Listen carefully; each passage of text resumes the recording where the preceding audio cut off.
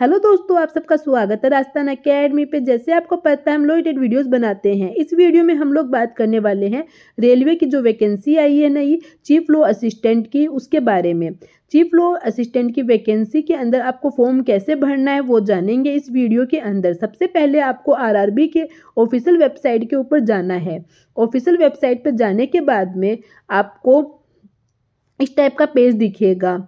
जैसे आपको पता ही है कि इस वैकेंसी की जो नोटिफिकेशन है वो आपका पहले ही आ चुका था और उसमें डेट क्लियर मेंशन की हुई थी आपकी 7 जनवरी से लेके 6 फरवरी तक।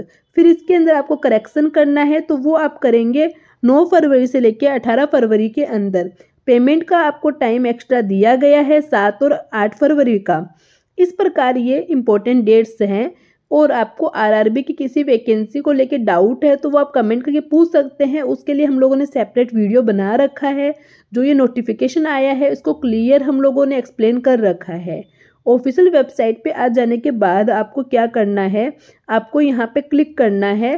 लेफ्ट साइड के अंदर ऑप्शन आपको दिखेगा, फिर आप नीचे इस ऑप्शन पे क्लिक करेंगे तो आपके सामने जो रजिस्ट्रेशन है उसका फॉर्म ओपन हो जाएगा। देखिए, पहले से यदि आपने आरआरबी के अंदर फॉर्म फिलअप कर रखा है तो आपको न्यू रजिस्ट्रेशन पर नहीं जाना पड़ेगा, आप डायरेक्ट लॉगिन कर पाएंगे, जो कि राइट साइड में हमारे पास ऑप्शन है। बट यदि आप न्यू हैं तो आपको न्यू रजिस्ट्रेशन करना पड़ेगा। तो आपको जो लेफ्ट साइड पे जो ऑप्शन था उस पर क्लिक करना पड़ेगा। उस पर क्लिक करने के बाद आपके सामने इस टाइप का इंटरफेस आएगा। इस पे आने के बाद आपको सबसे पहले क्रिएट अकाउंट में आ गए। इसमें आपकी पर्सनल डिटेल्स पूछी है।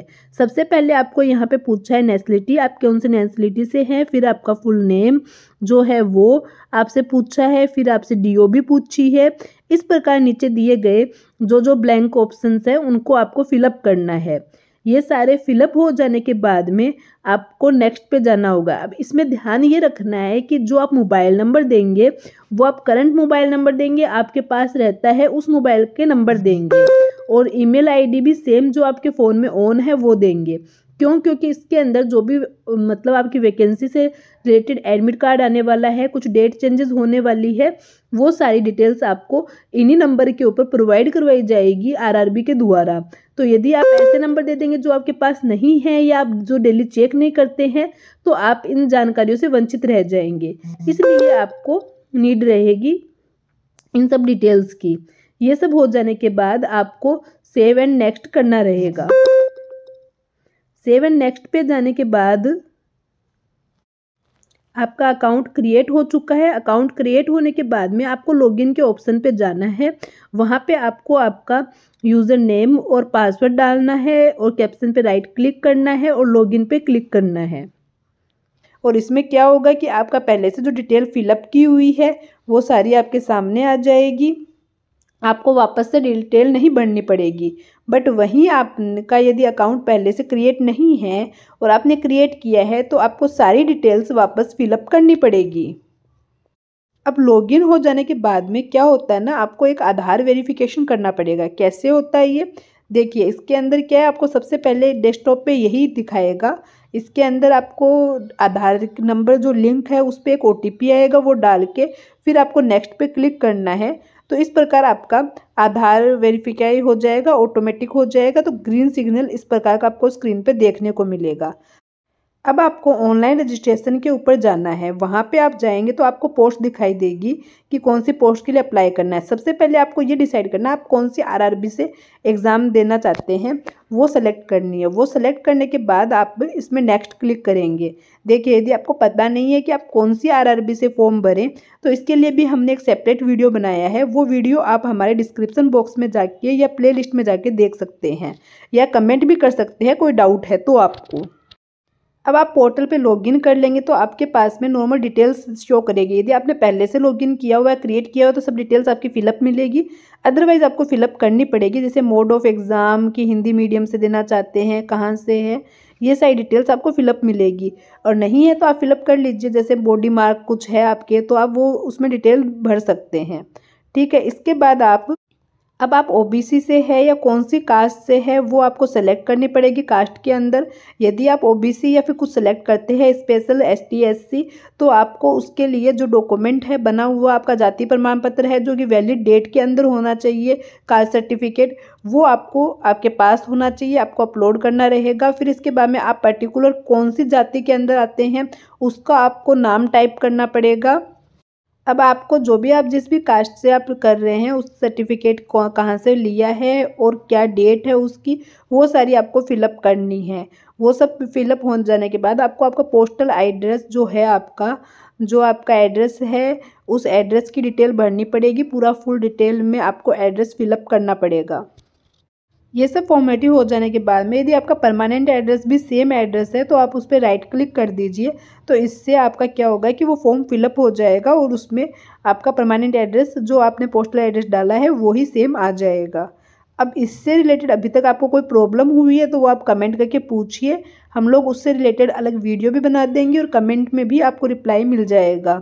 और फॉर्म फिलअप करने में किसी भी प्रकार की प्रॉब्लम फेस कर रहे हैं तो टेलीग्राम चैनल पे जुड़ के अब हमें अपना एप्लीकेशन नंबर दे सकते हैं, मतलब कि अपना यूज़र आईडी दे सकते हैं, तो हम लोग फॉर्म फिलअप करने में भी आपकी हेल्प कर देंगे। अब आपको यदि फ्री ट्रैवलिंग पास चाहिए, मतलब ये SC ST के लिए अवेलेबल है अभी तक, तो इसके अंदर आपको इस पर येस करना पड़ेगा। अपना नियर बाई जहाँ से आपको टिकट चाहिए उस स्टेशन का आपको डिटेल डालना पड़ेगा। जिस भी स्टेशन से आपको पास चाहिए उसका आपको डिटेल फिलअप करना पड़ेगा। वो डिटेल फिलअप हो जाने के बाद, आपका एड्रेस फिलअप हो जाने के बाद आपको सेव ये पर क्लिक करना है। अब इसमें नेक्स्ट करने के बाद इस टाइप का पेज ओपन होता है। इसमें आपको क्या करना है, इसमें आपसे पूछ रहा है यदि आप एक्स सर्विसमैन हैं तो उसकी डिटेल पूछ रहा है। यदि आप है तो उसमें आप येस कर दीजिए और उसके बाद जो ऑप्शन आता है उस पर आप क्लिक कर दीजिए। यदि आप नहीं हैं तो फिर आप नो कर दीजिए एंड आपकी ड्यूटी टाइम पीरियड वो सब आपको इसमें फिलअप करना है। अब इसके बाद नेक्स्ट में PH कैटेगरी के अंदर आते हैं तो आपको येस करना पड़ेगा और आप कौन सी डिसेबिलिटी के अंदर है वो आपको बतानी पड़ेगी, सारी डिटेल फिलअप करनी पड़ेगी। अदरवाइज़ आप इसको नो करके आप नेक्स्ट पे जा सकते हैं। यदि आपके पास EVS सर्टिफिकेट है तो आप येस कर दीजिए, अदरवाइज नोट कर दीजिए। EVS सर्टिफिकेट क्या होता है, ये नॉर्मली क्या होता है ना, आपकी फैमिली की आय यदि 50,000 से कम है तो वो इसके अंदर आती है। तो आप यदि मतलब बैकवर्ड वर्ड के अंदर है तो उसमें होता है। तो EVS सर्टिफिकेट यदि आपके पास में है तो आप इसको येस कीजिए, या आपके पास BPL कार्ड है, BPL कार्ड है तो भी आप इसको येस कर सकते हैं। इससे क्या होगा, इससे आपकी फ़ीस कम हो जाएगी, फ़ीस में रिलेशन मिलेगी आपको, ठीक है। तो अब इसमें आप येस कर देते हैं तो आपको इसमें सर्टिफिकेट नंबर आपका डालना पड़ेगा, उसकी डेट डालनी पड़ेगी, सारी डिटेल्स फिलअप करनी पड़ेगी इसमें। इसके बाद अब आप रेलवे कर्मचारी है तो आप यहाँ पे येस करेंगे और सारी डिटेल्स फिलअप करेंगे, और नो यदि नहीं है तो नो कर दीजिए। अब इसके बाद क्या है, बैंक डिटेल्स फॉर रिफंड। इसमें क्या होगा कि आप जो फीस फिलअप कर रहे हैं, जैसे आपको पता ही है रेलवे में फ़ीस रिफंडेबल होती है। जनरल में है तो आपकी एक परसेंटेज में कटेगी, आई थिंक इसमें 500 है और आपकी 400 फीस रिटर्न होने वाली है। और SC ST OBC के अंदर है तो 250 आपकी फ़ीस लगने वाली है और रिफंडेबल रहने वाली है 250, फुल फीस आपको रिफंडेबल रहेगी इसके अंदर। तो इसमें आपको सारी बैंक डिटेल्स आपकी फिलअप करनी है। फिलअप करने के बाद सेव एंड नेक्स्ट पे जाना है। अब क्वालिफ़िकेशन के ऑप्शन पे आपको क्या करना है, आपको ने जो भी क्वालिफ़िकेशन की है वो आपको इस पर अपडेट करनी है। पहले 10th 12th फिर ग्रेजुएसन, फिर आपकी LLB की। तो इसमें क्या होगा, इसमें जैसे 5 ईयर लॉ का रखे तो आपको 5 ईयर लॉ का डिटेल देना है, 3 ईयर का रखे तो 3 ईयर का डिटेल देना है। अब क्या है ना, चीफ लॉ असिस्टेंट के अंदर आपके 5 ईयर का एक्सपीरियंस मांगा है, तो आपके पास 5 ईयर का एक्सपीरियंस होना चाहिए। तो आपने जिस भी स्टेट बार में रजिस्ट्रेशन करा रखा है उसका सर्टिफिकेट आपका 5 साल पहले का होना चाहिए, वो 5 साल कंप्लीट होने चाहिए, अदरवाइज़ आप इसके लिए एलिजिबल नहीं रहेंगे। और यदि आप मतलब PG कर रखी है, मतलब LLM कर रखी है आपने, तो आपके पास 3 ईयर का एक्सपीरियंस होना चाहिए, मतलब 2021 के अंदर आपका रजिस्ट्रेशन होना ज़रूरी है चीफ लॉ असिस्टेंट के लिए। तो इस बात को ध्यान में रखिए। इसको ध्यान में रखते हुए अपनी क्वालिफिकेशन की सारी डिटेल्स भरिए, अपने रजिस्ट्रेशन का कब करवाया है उसकी डिटेल्स भरिए, आपका AIB का एग्ज़ाम कब क्लियर हुआ है उसकी डिटेल भरिए। ये सारी डिटेल्स फिलअप करने के बाद में यदि आप एलिजिबल है चीफ लॉ असिस्टेंट के लिए, तो आपको वैकेंसी के ऑप्शन में ऑटोमेटिकली वो वैकेंसी शो करेगी।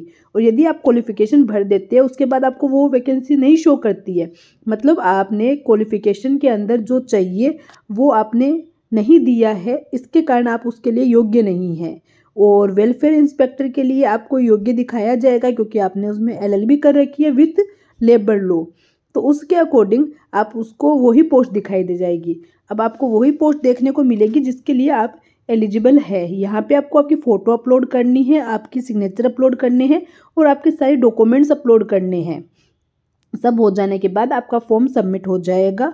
अभी भी आपको कोई डाउट है, आपको फॉर्म फिलअप करने पे किसी भी टाइप की प्रॉब्लम हो रही है, तो आप हमारे टेलीग्राम चैनल से जुड़ सकते हैं, हमें मैसेज कर सकते हैं, तो हम आपको बता देंगे। और आपको कन्फ्यूज़न है आपकी एलिजिबल है या नहीं है, तो हम लोगों ने इसके लिए अलग से वीडियो बना रखा है कि कौन चीफ लॉ असिस्टेंट दे सकता है, कौन पब्लिक प्रोसिक्यूटर दे सकता है, कौन स्टाफ वेलफेयर का एग्ज़ाम दे सकता है।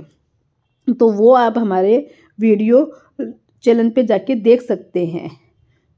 अभी तक आपने चैनल को सब्सक्राइब नहीं किया तो सब्सक्राइब कर लीजिए।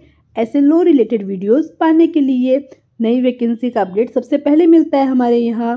Thank you for watching.